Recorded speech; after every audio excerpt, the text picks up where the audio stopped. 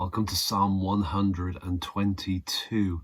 If there is a progression going on in these Psalms, which it seems to be, gone from talking about living in the midst of enemies, approaching Jerusalem, now we get a Psalm where there's kind of the feet are in the gates kind of thing. They've arrived, the pilgrims, if that's what the sense of this is. They've arrived in the city. So it's a song of ascent of David. I did say a couple of videos ago that 127, the middle one, is the only one where the author is referenced. Mistake is mine. There's a David one here. There's a David one the other side of that. 127 is unique because of its reference to Solomon. Anyway, back to 122. I was glad when they said to me, "Let us go to the house of the Lord."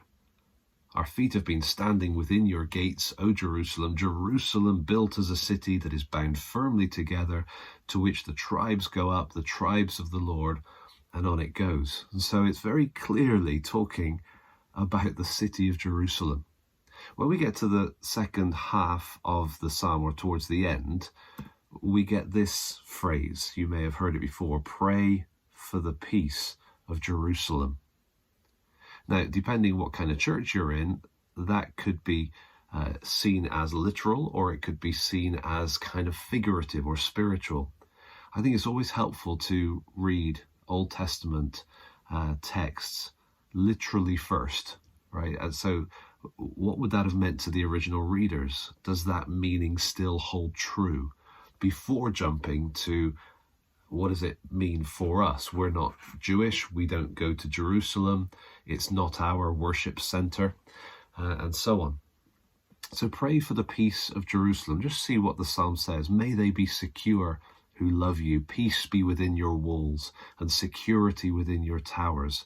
For my brothers and companions' sake, I will say, peace be within you.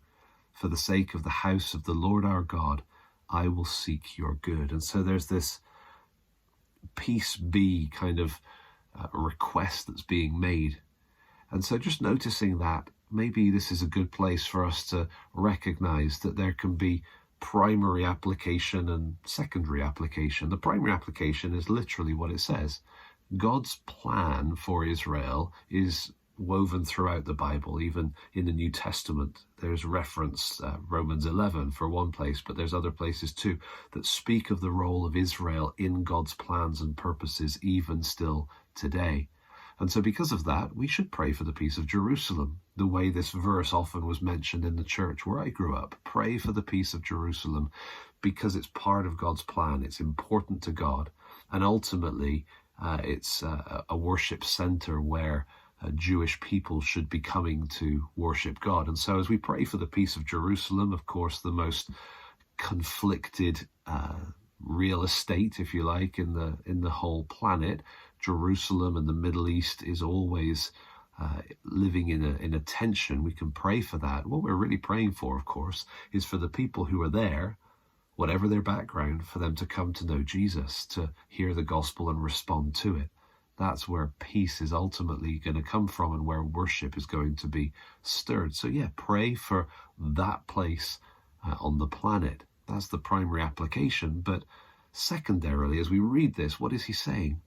The psalm writer is saying, there's this city, and within this city, there's this temple. The point is, it's the place where God is worshipped. And so secondarily, we can read this psalm and say, yeah, pray for Jerusalem and God's plan and all of that, but also pray for the church. Pray for your church. Generally, we don't think of the church as a building, but we can pray for the peace, the protection, the safety of God's people in the midst of this world. Because if the state, if everything is antagonistic to the role and existence of the church, there are certainly places where going to church is taking your life into your own hands. Pray for those people, pray for those churches, those situations, and even the church in our society, maybe not under physical attack, but under ideological attack from all sides. And so pray for the sake of your brothers and companions. Pray for things to be in order, for things to be right, for there to be opportunity for God to be spoken about and worshipped and loved. Okay, so Psalm 122 is all about Jerusalem, but it's still relevant for us.